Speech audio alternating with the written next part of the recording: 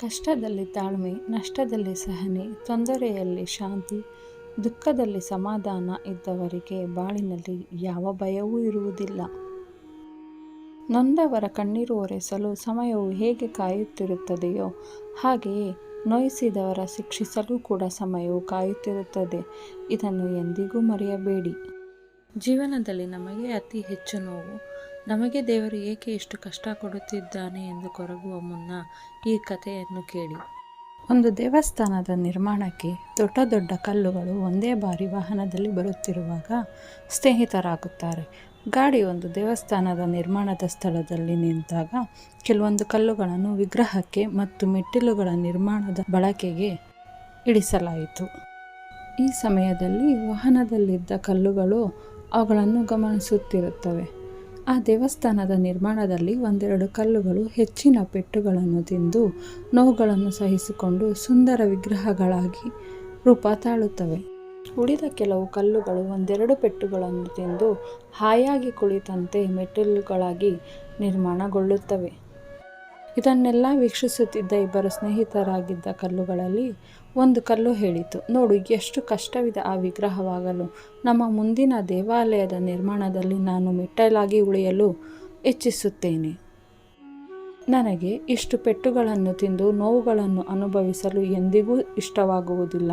ನೀನು ನನ್ನ ಬಳಿ ಮೆಟ್ಟಿಲಾಗೇ ಉಳಿದುಕೋ, ಅತಿ ಹೆಚ್ಚಿನ ಪೆಟ್ಟಿರುವುದಿಲ್ಲ. ನಾವೆಲ್ಲರೂ ಹೇಗಿದ್ದರೂ ಆ ದೇವಸ್ಥಾನಕ್ಕೆ ಸೇರಿದವರು ಅಲ್ಲವೇ ಎಂದು. ಆಗ ಸ್ನೇಹಿತ ಕಲ್ಲು ಉತ್ತರಿಸುತ್ತದೆ, ನೋಡು, ನನಗೆ ವಿಗ್ರಹವಾಗಲು ತುಂಬ ಇಷ್ಟ. ಅದೆಷ್ಟೇ ಕಷ್ಟವಾದರೂ ನಾನು ಸಹಿಸಿಕೊಳ್ಳುತ್ತೇನೆ.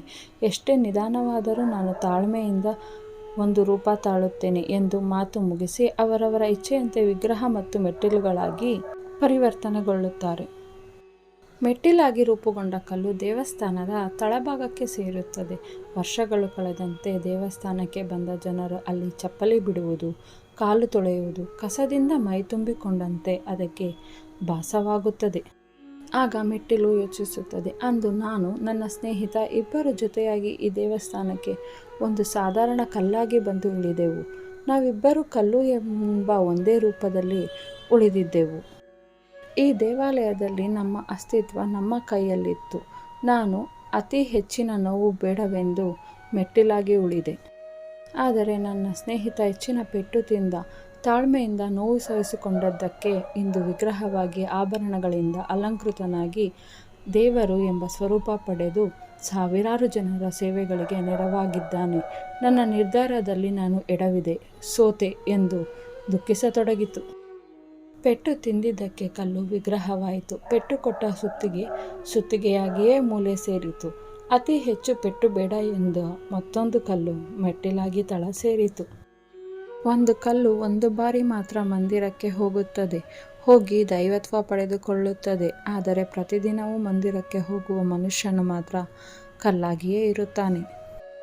ಚರಿತ್ರೆಯಲ್ಲಿ ಗೆದ್ದವನಿಗೆ ಗೆದ್ದವನು ಎನ್ನುವ ಜಾಗವಿದೆ. ಸೋತವನಿಗೂ ಕೂಡ ಇಂಥವರೊಂದಿಗೆ ಸೆಣಸಾಡಿ ಸೋತ ಎನ್ನುವ ಜಾಗವಿದೆ.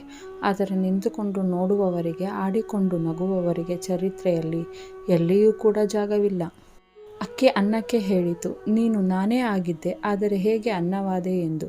ಅನ್ನ ಸುಂದರವಾಗಿ ಉತ್ತರಿಸಿತು, ನೀರು ಮತ್ತು ಬೆಂಕಿಗಳ ಸಂಪರ್ಕಕ್ಕೆ ಒಳಗಾದೆ, ಅವುಗಳ ಸಂಸ್ಕಾರದಿಂದ ಮೃದುವಾದೆ, ಮಧುರವಾದ ಅಕ್ಕಿ ಎನ್ನುವ ಭಾವ ಕಳೆದುಕೊಂಡೆ, ಅನ್ನ ಎನ್ನುವ ಅನುಭವ ಪಡೆದುಕೊಂಡೆ. ಅದೇ ರೀತಿ ಸಜ್ಜನರ ಸಹವಾಸದಿಂದ ನಮ್ಮಲ್ಲಿರುವ ಅಜ್ಞಾನ, ದುರಿತ, ದುಮ್ಮಾನಗಳು ತೊಲಗಿ ಪುಣ್ಯ, ಜ್ಞಾನ, ಮೋಕ್ಷಗಳೆಂಬ ಮೃದುತ್ವದ ಅನುಭವ ದೊರೆಯುತ್ತದೆ. ಭಗವಂತ ನಿನ್ನ ಪ್ರಾರ್ಥನೆಗೆ ತಕ್ಷಣವೇ ಪ್ರತಿಫಲ ಕೊಟ್ಟರೆ ನಿನ್ನ ವಿಶ್ವಾಸವನ್ನು ಇನ್ನೂ ಗಟ್ಟಿ ಮಾಡುತ್ತಿದ್ದಾನೆ ಎಂದು ಅರ್ಥ. ನಿನ್ನ ಪ್ರಾರ್ಥನೆಗೆ ತಕ್ಷಣ ಪ್ರತಿಫಲ ಸಿಗದಿದ್ದರೆ ನಿನ್ನನ್ನು ಪರೀಕ್ಷಿಸುತ್ತಿದ್ದಾನೆಂದೇ ಅರ್ಥ. ನಿನ್ನ ಪ್ರಾರ್ಥನೆಗೆ ಎಂದಿಗೂ ಪ್ರತಿಫಲವೇ ಸಿಗದಿದ್ದರೆ ಅದು ನಿನ್ನದಲ್ಲದ್ದು, ನಿನಗೆ ಅತ್ಯುತ್ತಮವಾದ ಮತ್ತೊಂದನ್ನು ಕಾಯ್ದಿರಿಸಿದ್ದಾನೆಂದು ಅರ್ಥ. ನಿನಗೆ ಏನು ಕೊಡಬೇಕು ಎನ್ನುವುದು ಭಗವಂತನಿಗೆ ಗೊತ್ತಿದೆ. ಅದನ್ನು ಅವನಿಗೆ ಬಿಡು. ಕೇವಲ ಭಗವಂತನ ಪ್ರೀತಿಗಾಗಿ, ಮೋಕ್ಷ ಸಾಧನೆಗಾಗಿ ಕರ್ಮ ಮಾಡು. ನಾವು ಮಾಡುವ ಕೆಲಸ ಇಬ್ಬರಿಗೆ ಸರಿ ಎಂದೆನಿಸಿದರೆ ಅಷ್ಟೇ ಸಾಕು. ಅದು ಪರಮಾತ್ಮ, ಮತ್ತೊಂದು ನಿಮ್ಮ ಅಂತರಾತ್ಮ. ನೀರು ಕುಡಿಯುವ ಮೊದಲು ಬಾಯಾರಿಕೆಯನ್ನು ಅನುಭವಿಸಬೇಕು. ಹಣವನ್ನು ಪಡೆಯುವ ಮೊದಲು ಬಡತನದ ದುಃಖಗಳನ್ನು ಅನುಭವಿಸಬೇಕು. ನಿದ್ರೆಯನ್ನು ಆನಂದಿಸುವ ಮೊದಲು ಆಯಾಸದ ನೋವನ್ನು ಅನುಭವಿಸಬೇಕು. ಯಾವುದೇ ಪ್ರಪಂಚದ ಸಂತೋಷವನ್ನು ಪಡೆಯುವ ಮೊದಲು ದುಃಖವನ್ನು ಅನುಭವಿಸಬೇಕು. ಮುಗಿದು ಹೋದ ವಿಷಯದ ಬಗ್ಗೆ ಚಿಂತಿಸಬೇಡ. ಕೆಳಕ್ಕೆ ಬಿದ್ದ ಹೂವು ಮತ್ತೆ ಮರ ಸೇರುವುದಿಲ್ಲ. ದೇವರು ನಿನಗೆ ಹೊಸ ಆರಂಭವನ್ನು ಕೊಟ್ಟಾಗ ಮತ್ತೆ ಹಳೆಯ ತಪ್ಪುಗಳನ್ನು ಮಾಡಬೇಡ. ಹಿಂದಕ್ಕೆ ನೋಡಿದರೆ ಅನುಭವ ಸಿಗುತ್ತದೆ, ಮುಂದಕ್ಕೆ ನೋಡಿದರೆ ಭವಿಷ್ಯ ಸಿಗುತ್ತದೆ, ಸುತ್ತಲೂ ನೋಡಿದರೆ ಸತ್ಯ ಅರಿವಾಗುತ್ತದೆ. ನಮ್ಮೊಳಗೆ ನಾವು ನೋಡಿದಾಗ ಆತ್ಮವಿಶ್ವಾಸ ಹೆಚ್ಚಾಗುತ್ತದೆ. ಹೆಜ್ಜೆಗಳು ದಾರಿ ತೋರಿಸಿದರೆ ಕಷ್ಟಗಳು ಗುರಿ ಮುಟ್ಟಿಸುತ್ತವೆ. ವಿಧಿ ಬರೆದಿದ್ದನ್ನು ಯಾರೂ ಕಸಿದುಕೊಳ್ಳಲು ಸಾಧ್ಯವಿಲ್ಲ. ದೇವರಲ್ಲಿ ನಂಬಿಕೆ ಇದ್ದರೆ ನಿಮ್ಮದಾಗಿರುವುದು ನಿಮಗೆ ಸಿಕ್ಕೇ ಸಿಗುತ್ತದೆ. ಧರ್ಮದಿಂದ ಬದುಕುವವರನ್ನು ಧರ್ಮವೇ ರಕ್ಷಿಸುತ್ತದೆ.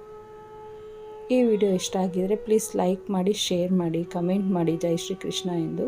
ಹಾಗೆ ಏನಾದರೂ ತಪ್ಪಿದರೆ ನಾನು ಮಾತಾಡಿರೋದ್ರಲ್ಲಿ ಕ್ಷಮೆ ಇರಲಿ, ಯಾಕಂದರೆ ನನ್ನಿದ ಮೊದಲ ಪ್ರಯತ್ನ. ಉಚ್ಚಾರಣೆಗಳಲ್ಲಿ ತಪ್ಪಿದರೆ ಕ್ಷಮಿಸಿ.